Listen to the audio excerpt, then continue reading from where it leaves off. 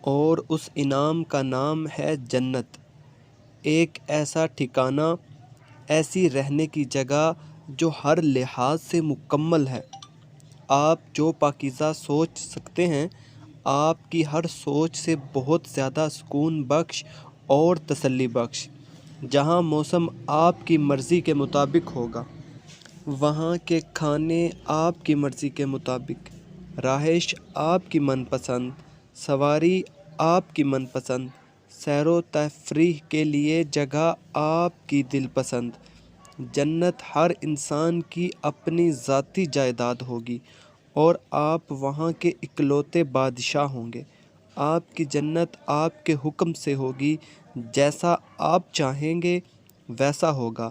کوئی ایک چیز بھی ایسی نہیں ہوگی جو آپ کو ناپسند ہو اور وہ وہاں ہو، نہیں، بلکہ ساری جنت کو آپ کی مرضی کے مطابق، آپ کی سوچ، آپ کے ذہن، آپ کی پسند، آپ کی طبیعت، آپ کی چاہت کے مطابق ڈیزائن کیا جائے گا۔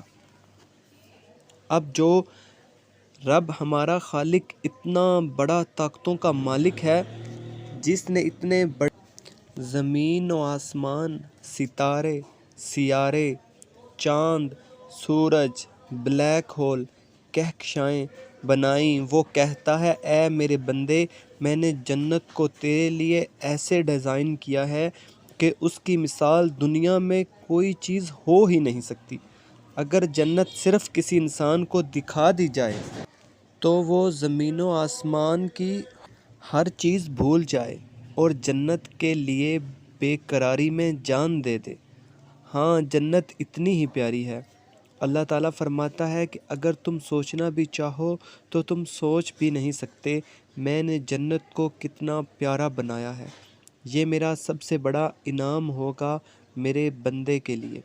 موت کے بعد چھپایا اس لیے ہے کہ میری بات پہ یقین کر کے کون کون نیکی کے راستے پہ چلتا ہے اور جنت کا حقدار ٹھہراتا ہے۔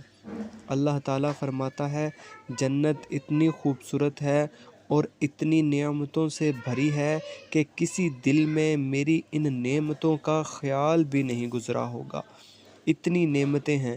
اب آپ کی مرضی کہ آپ اپنے رب کو راضی کر کے جنت کے حقدار بنیں یا اپنے رب کو ناراض کر کے دوزخ کا ایندھن بن جائیں۔ فیصلہ آپ کے ہاتھ میں ہے، آپ کے آخری سانس تک۔ دوستو، اگر آپ نے ابھی تک ہمارے چینل کو سبسکرائب نہیں کیا تو پلیز پہلے سبسکرائب